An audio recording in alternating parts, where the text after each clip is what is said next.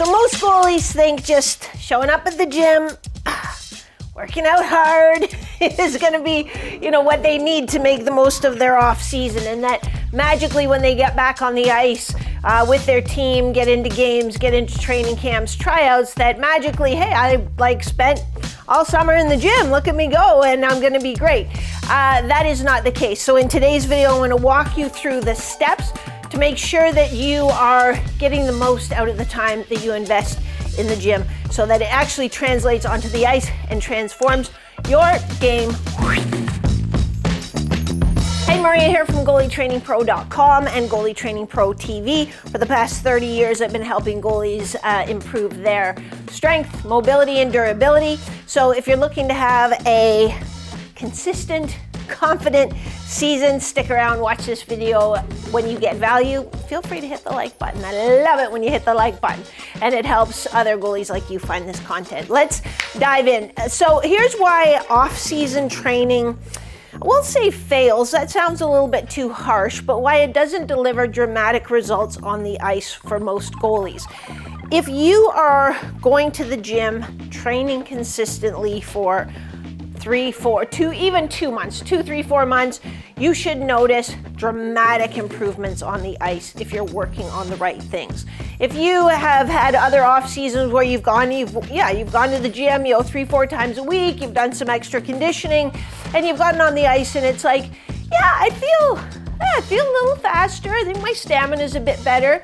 That is a flashing red sign that your training didn't really work, because honestly, you can do almost anything and get a little bit better, but most of us are looking to invest that time to see dramatic results. We want, the biggest compliment I can get from a goalie after their off season is that when other people are coming up to them and asking them, like, what did you do this off season? Like, how is this you? You look like a completely different goalie out here. That's how you should feel. You should really notice the results right away. So goalies don't get the results that they're looking for because they don't really have a plan. They just kind of go in and work out. So that's probably one of the biggest ones that I see. Another big one, I see this a lot in some college players, is they follow the team workout, and some colleges have amazing strength and conditioning coaches. So I'm not sort of trying to paint it all with a broad brush, but a lot of colleges, it's like, here's the team off-season program, and that program is designed for the skaters, which it will make you stronger. It will definitely improve your vertical jump, those kinds of things, maybe some of the things they're going to test when you get back to school, but it's not going to be the things that translate onto the ice, that get you post-to-post speed, that get you the mobility, that lets you move with power from all different positions, but also reduce your risk of injury. Another problem is not having structure, and that's what I'm going to walk you through today, is how I structure my off-season programs. But if there's no specific structure, that means there's no specific adaptations, which means there are no specific results. Now you're just like one of those people that goes to the gym and just works out. And I think the final one that I see a lot is goalies making emotional decisions rather than scientific decisions. So they're basing their training on emotion, which kind of makes sense, I guess, now that I talk it through, because they don't have the scientific background to understand that there's a specific adaptation to specific demands. So they make it based on emotions. I feel like I should be working harder, or I really want to get a deeper split, so I'm going to really focus on that, or I saw this guy doing that, so I'm going to follow what he's doing.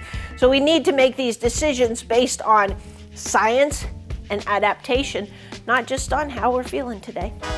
So here's exactly what your off season should look like and what it should do for you. It should help you know exactly what you're working on today.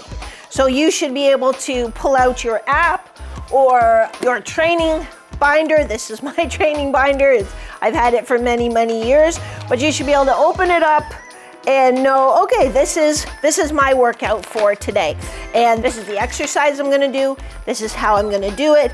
These are the sets, these are the reps, and this is the tempo. And then I'm gonna record my workouts as I go along. So there's never guesswork and there's never second guessing. Geez, this exercise I got from Instagram, is it the right one for me right now? You just follow the plan. And when we do that, when we have a plan for every day, and every day we follow the plan. So we make a commitment to ourselves, we keep that commitment, we follow the plan, then we start stacking purposeful, relevant wins. And when we stack those wins end to end, we build ourselves into the goalie that we aspire to be. We don't have just kind of random hard days. Oh, I went to a mini camp and I sucked. I'm gonna train my ass off. You know, it doesn't work like that. We have a process, and we wake up tomorrow and we keep going with the process, and we keep stacking. Having the right off-season program also builds your body towards specific outcomes. And it helps us know too, like, oh wow, my groins are really sore after that workout. Well, if you have a specific program that's built on science, it's like, yeah, you know what, they should be sore. And here's the reason why they're sore. And here's why we had that in this early phase of the off season when you're not on the ice all that much. You know, it's not just, crushing yourself or trying to make yourself sore or getting sore and then thinking you're injured so you should take time off. It always builds one on top of the other, and again, with purpose. The final thing that having an off-season plan does is it kind of gets rid of this idea of motivation. And I've been talking to a lot of goalies, as I always do, but this time of year it's been coming up, I'm having a bit of trouble finding my motivation. Like are you under there? Are you where did I leave that motivation? Son of a gun. You know, that's not a thing. So if you're waiting for your motivation to come along, you're going to be waiting a while. When you have a plan, it's about building momentum, working on the right things at the right time. And you don't need to crush yourself every day. It's just knowing which battles to win and when it's time to crush yourself and when it's time to ease off a little bit. So that is what having the plan will do for you. Now let's look at, okay, well, what is the plan? What does the plan include? The plan is going to include 4 different phases. So typically the off season, it's going to start the beginning of May. Depends a little bit where you live, depends a little bit what your season is like, but typically it's the beginning of May. And that's where we start with our movement phase. The primary purpose of your movement phase is to, number 1, dramatically expand your envelope of mobility.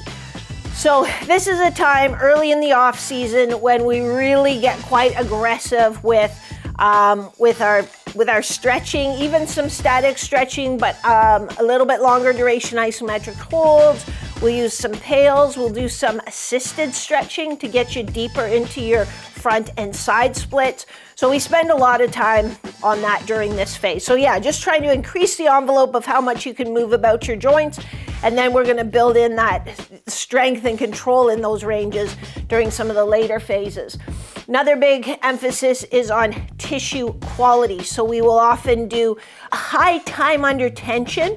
We'll manipulate our variables, doing some slow eccentrics, again, some isometric holds to put the connective tissue, specifically the tendons, under tension, because we want to give them an adaptation to get a little bit stronger before we just start making the muscle tissue stronger.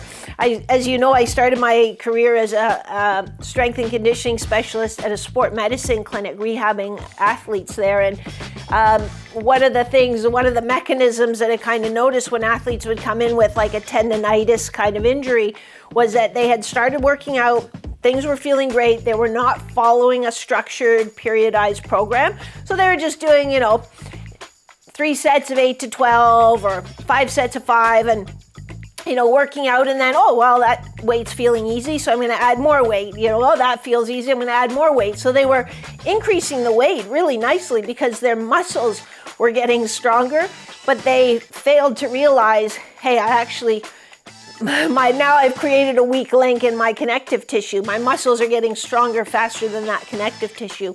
Now I've created an injury. So that's another big thing, because if we don't look after that now, when we get into our second or third phase in particular, chances are we're going to run into some kind of problem like a tendonitis, and then we're going to have to take our foot off the gas again. Now, that doesn't mean that all we do in this phase is mobility or flexibility work and, just like some tissue quality work. We still lift, we're still laying our foundation. We're still doing some base stamina work. We're working on a speed foundation, working especially on deceleration, change of direction mechanics. So that stuff's going on in the background. There's always a spectrum and different things kind of flow in and flow out. But those are the two big check boxes we want to make sure we look after during our movement phase. The next phase is the functional phase. And these are kind of names that I use to relay the purposes of the different phases. The traditional periodization model would have different names. But in the functional strength phase, it is about starting to build strength. So we still do squats and deadlifts and bench and pull-ups and all those, and rows and all those things. But we also want to make sure, okay, well now, how is that going to translate onto the ice? Because just big dumb muscles don't really help you on the ice. They need to be smart. How do we make them smart? Well, it's about this inside-out approach that I'm always talking about. That started in the movement phase, working on our mobility, working on our movement patterns, building that tissue quality. Now we take it and it's like, okay, well, can I use those deep muscles, those stabilizers that sit close to the joint? Can I challenge them to stabilize this joint while I'm using the big muscles to produce force? So there are different ways that we do that. Some easy ways would be introducing like slow single leg squats, that kind of thing. But we work on teaching you how to not just be strong, but to be strong and stable in that phase. Another fun thing we get to work on during the functional strength phase is adding lean mass. So if you are a goalie that needs to add a bit of muscle mass, this is when we will really focus a little more on hypertrophy sets and rep schemes as well. Again, not to build just big dumb muscles for the sake of it, building bigger muscles that will help you perform better on the ice. And with that new muscle mass and all that stability, then we move on to phase 3, which is your max strength phase. Goalies need to be strong. We aren't just going to use the little light weights or just resistance bands or only body weight. You need to be strong with a purpose of making that translate onto the ice. So we will do heavy squats, we will do heavy deadlifts, we will do heavy rows and bench, but then we're gonna look, once you're strong enough, you're not a power lifter, so once we get you strong enough, then it's, okay, how can we challenge you to be that strong but unstable, that strong but in the frontal plane, side to side, not just, in the sagittal plane, straight up and down. We also start mixing in a little bit more power, so you'll see some more traditional plyometrics, some plyometrics with transition. That will come in during this max strength phase because that sets us up beautifully for the power phase. And power phase is all about making you explosive, having you, to be honest, during phase 2 and 3, you're gonna feel tired, you're gonna feel a little bit crushed. Those are gonna be hard phases. You're gonna be doing speed workouts, you're gonna be doing really tough stamina workouts that are gonna leave you crawling around on your hands and knees sometimes. But phase number 4 in the power phase, now you the finish line is in sight, you're getting on the ice a little more. We'll scale back your stamina if you're on the ice more because you're going to be getting that there. We want to get you really explosive and crisp and quick and just feeling great when you're on the ice. One of my mentors had a great saying, and he said that speed is a skill and it can be taught. So that's what we're doing here. We're really fine-tuning teaching you how to be explosive, how to apply force very, very quickly. And then we add in different elements. So, our speed training, we still want it to be very high quality, high intensity, low duration, but we might add in some neural complexity to it. So now you have to think and be very, very explosive, just like you are on the ice. So we just keep sort of shuttling everything into what's going to help you perform better on the ice over the course of those 4 phases, and they're all important. So you can't kind of pick and choose and be like, that max strength one sounds good, I think I'll just focus on that. It doesn't work that way. You need to build one on top of the other. So here's what I'm gonna do for you. In the next video, I'm going to do a deep dive just into the movement phase, which is the one where we work on mobility, tissue quality, movement patterns, and really to walk you through how we do that and how that's so important to set the foundation for all the training that is going to come for the rest of the off season. And if you're just tired of trying to cobble together your own program, or you kind of recognize yourself and like, yeah, actually I make those emotional decisions, and going to the gym one day and I'm mad and I work really hard and then I'm happy and I blow it off and I'm not really seeing the results I want to see on the ice. If that's you, then check out the link in the description to see how we can work together and just, like that binder I showed you. It's like, I'm just going to follow the plan today and make it simple and make you get dramatic results on the ice. That's it for this week. I will see you next week. Same bad time, same bad channel. We will do a deep dive into the movement phase. I love you guys.